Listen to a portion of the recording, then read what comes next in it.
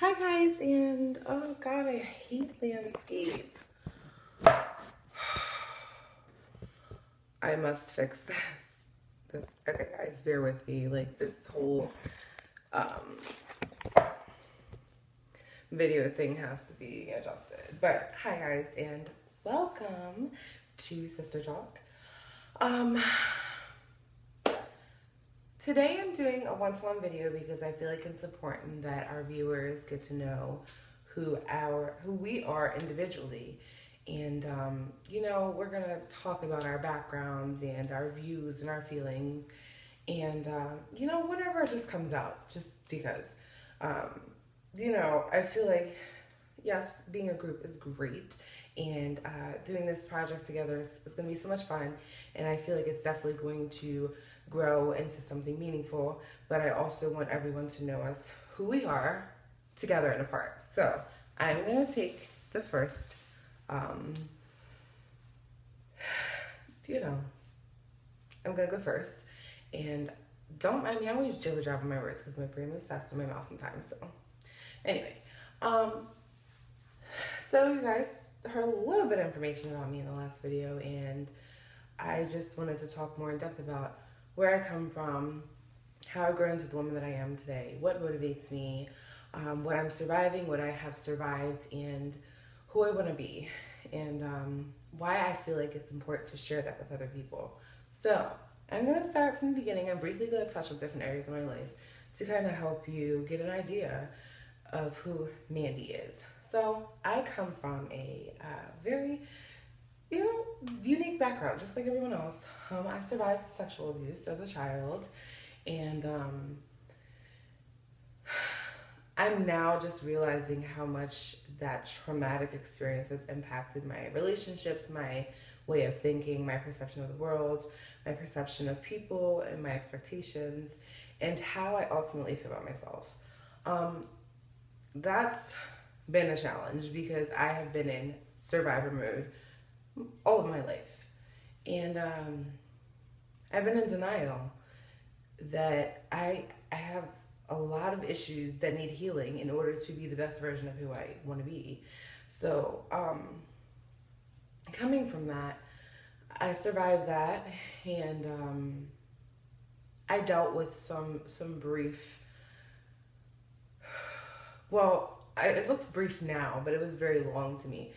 A lot of experiences kind of spiraled out of control stemming from that. I was very depressed and suicidal, and I was just a mess. And I couldn't express it. I kind of just suppressed it until I exploded. And that's probably the worst thing to do because it's unhealthy. As I grew up, and I'll touch on the sexual abuse later. That's just the start of where I began. That's just an idea of where I began, and whatever sounds better. But as I grew, I realized that I had commitment issues, and I was always seeking approval, and I was always seeking fulfillment. I always felt empty, but I couldn't identify what that trigger was, or what was influencing those feelings, or what was convincing me.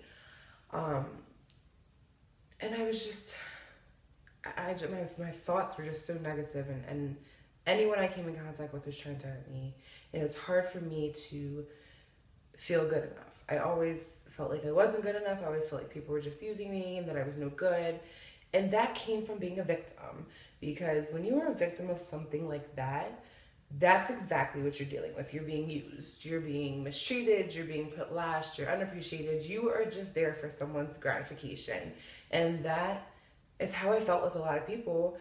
And unfortunately, with some people I've encountered in my life, they were the complete opposite of who abused me. But it honestly took me 17 years to really come to grips with reality and the fact that I needed help. And in our videos, you'll hear me and Michaela talk about self-care and acceptance and self-love, and not being codependent on other people, because both of us have come from that. We needed people's approval. We needed people to need us. We needed people to want us. We needed people to love us. Whatever definition we really had in mind, we just needed something, and it was never there. And our relationships were just adding up. It was just so many relationship after relationship after relationship, marriage after marriage. I'm just on my second one. As bad as that sounds. But it was all because of where I was. I became a product of that. I really was convinced that how I was treated and how I felt and where I was, that is how I was going to be for the rest of my life, until I finally self-destructed. Some people require self-destruction, some people don't. Sometimes they have a moment to sit back and reflect on life and be like, you know what? This is not going to go. This is not going to work. This is not who I am intended to be. Then there are people like me who are just constantly searching for something and landing themselves in situations that eventually just explode, because you're becoming so frantic and so needy. And that's where I was. I couldn't stick to something. And I was confused. I really just had the wrong idea of love. I had the wrong idea of confidence. I had the wrong idea of helping and being helped. I really had the wrong idea, and it's hard. It's hard to really admit that. But just admitting is the first step to growth and to feeling better about yourself. It kind of holds the key to a lot of things. So I'm growing and I'm learning from those experiences, and I'm taking a piece from each experience and allowing it to be a stepping stone for me. And I am working on changing my thinking. Like I said prior, my thinking was so negative. I just really thought the worst immediately about everything, about everyone. And I had it wrong a lot of times. And sometimes I was right, but most of the time it was wrong. So because I've come from such a traumatic experience, and that's just one. I've been through the foster care system. I've tried to commit suicide. I've been in the psychiatric ward. There's a lot that I've been through in the last 17 years. And I say 17 years because it all began when I was 8 and I'm now 25. So anyway, I wanted to share that because as I was on the road to redemption, I really realized how many women are silenced, how many women feel the same way that I do, how many women are in the same predicament. And they don't say much because they don't want to be judged. They don't want to be told what to do. They don't want, they don't want to feel like they're a screw up. There's so many other feelings to that, but it's just to name a few.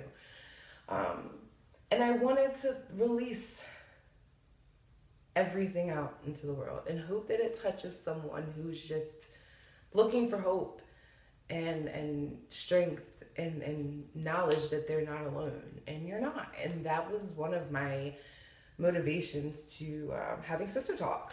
Me and my sister have a lot to say, and we're talking about things that are very important, like surviving sex abuse and low self-esteem and physical abuse and mental abuse and emotional abuse and then mental illness and